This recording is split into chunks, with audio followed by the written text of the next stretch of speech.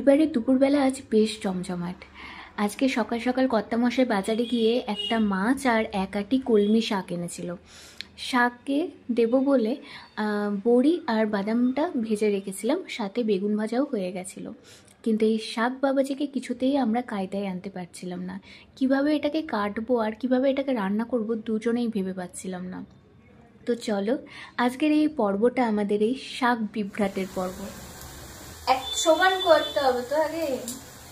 আরে কাঁচি দিয়ে কাটা হয়নি, বেশি খাওয়া হবে না এরকম করে। হ্যাঁ, অত বড় করে কে কাটে ভাই?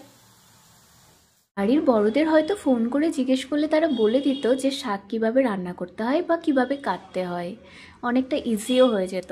কিন্তু দুজনেই ঠিক করেছিলাম যে না, নিজেরাই তো খাবো, যা পারবো তাই করব। এখানে করে নিয়েছিলাম মাছের ঝোল, আর সাথে করেছিলাম রাতের জন্য কাবলি চানার তরকারি বা ঘুগনিও বলতে পারো। সাথে করেছিলাম মুসুর ডাল, যেটা ছাড়া আমার কোনো দিনও চলে না, আমার খুব প্রিয় এটা। আর সেই শাক, এই শাক ভাজা করার পর দেখলাম অনেকটা পরিমাণে কমে গেছে। আর সাথে ছিল বেগুন ভাজা, যেটা একটু ছ্যাঁকা খেয়ে গেছিলো, আর ভাত। এই ছিল আজকের মেনু।